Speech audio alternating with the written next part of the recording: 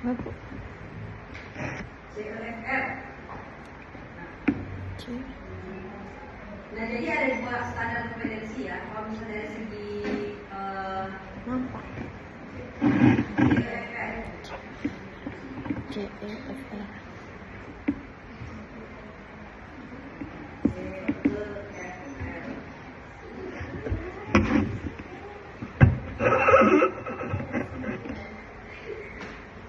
Nah, ini ada SKL. Nanti gua akan kirim ke Sony.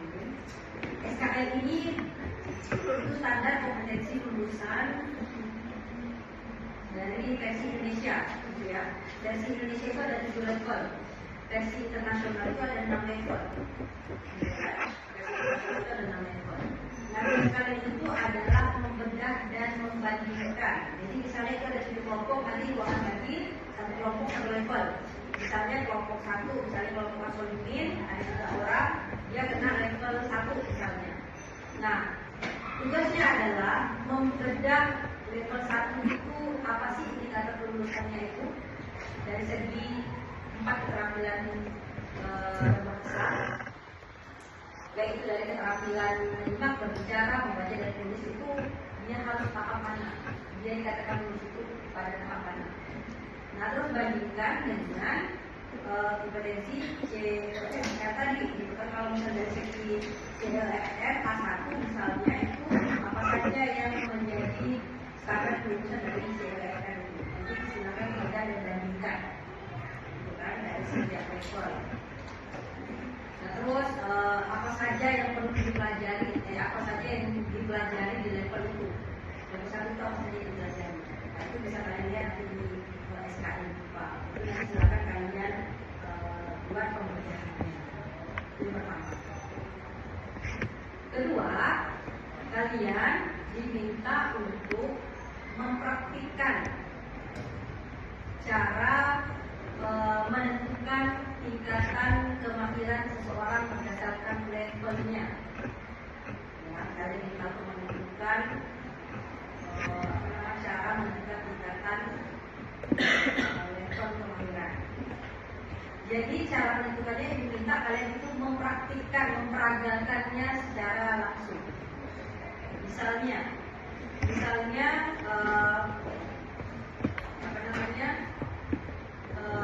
kelompok A, misalnya kelompok A pada level 1 membuat suatu pretest, pretest dengan kuesioner dan wawancara.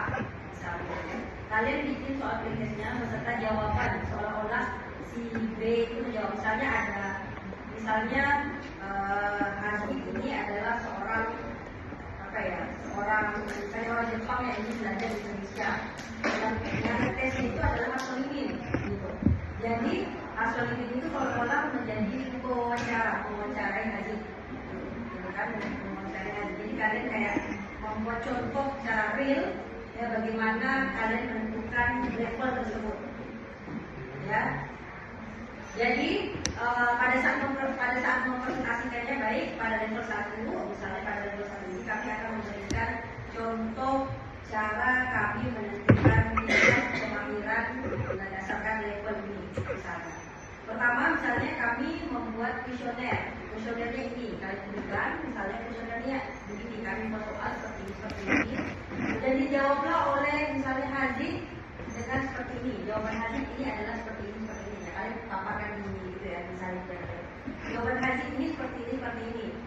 Nah, jawaban Haji ini berdasarkan indikatornya itu memenuhi standar level 1, ya, karena begini. Karena dia tidak tahu ini, masih dalam tahap misalnya pengenalan, dia belum tahu misalnya berkaitan dengan kosakata, bla.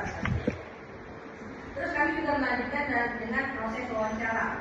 Nah, proses wawancara tersebut boleh kalian praktikkan di depan kelas pada saat presentasi.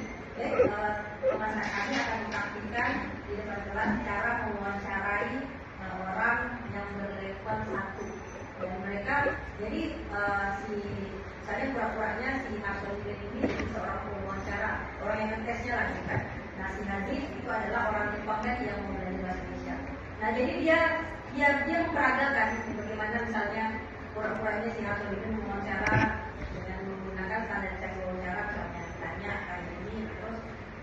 nanti menjawab. Nah, misalnya ada jawaban yang pada saat dia menerangkan itu banyak jawaban yang tidak bisa dijawab misalnya gitu kan.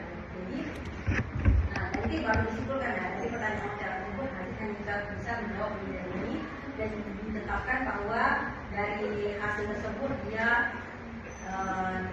masuk ke level 1 misalnya. Nah, dari praktik yang wawancara tadi boleh juga kalau misalnya tidak mau masuk, kalian mempraktikannya itu di luar, terus kalian videokan, terus kalian tampilkan. Nah, itu boleh juga seperti itu. Ya, jadi silakan tingkatkan saja kalau misalnya mau praktik langsung jalan dibuat di video praktik langsung aja. Nah, tapi sebelumnya itu dulu apa namanya